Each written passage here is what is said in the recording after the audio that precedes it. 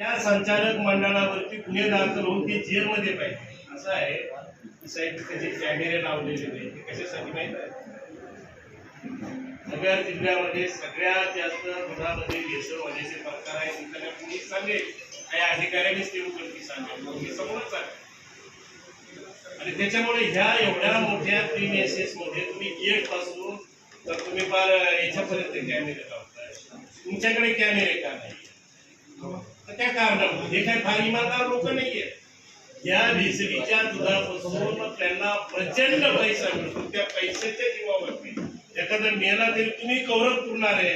आम्ही पैशाने मेले, तुम्ही पैशाने मेहनत होता का यंत्रणा? काहीच नाही. त्याचा काय म्हणतात कसं काय लोक असं म्हणून काय स्टेटमेंट आहे क्लोज नातेवाईक काय स्टेटमेंट लगेच. आणि राहिला प्रश्न तुम्ही जर तुमची मागणी असवा करत नसो पार्टीच्या जर इंटेग्रिटीवर जर प्रश्न निर्माण झालेला आहे तर तुम्ही अधिकारी त्या तपासाचा पुढाकडे द्यायचा हा आमचा विषय आहे. फक्त या लोकांवरती गुन्हे दाखल झाले पाहिजे आणि त्या माणसाला न्याय मिळाला पाहिजे आणि त्याचा मोबदला सुद्धा त्याला मिळाला पाहिजे.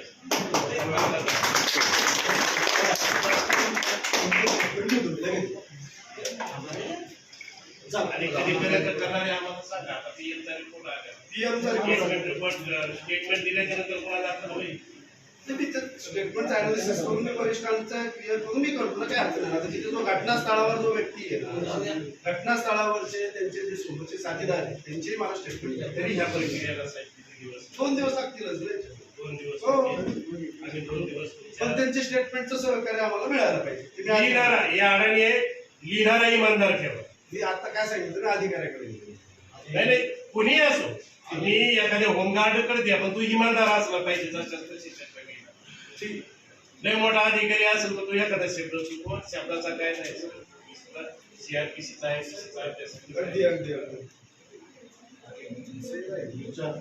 अरे त्याच्या पाठीमागचा त्याचा काय विषय मी सांगतो त्यांना पीएमचा तर मी बळजबरी केली, पीएम करून घेण्याची बळजबरी केली. कारण तुम्हाला दम त्याच्यात हेतू जर काही वेगळा वाटत असेल तर हा तुमच्या कायद्यातला सगळ्यात मोठा भाग आहे.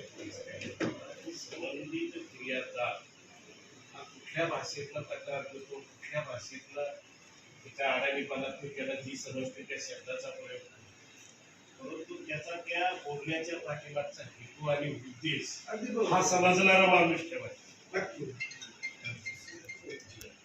तुम्ही आताच कोण आहे तुमचं? तुम्ही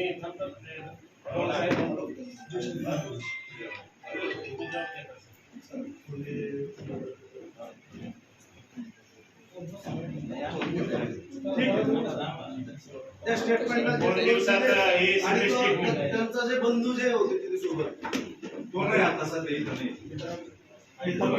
बोलून घेता येईल त्यांना सेफ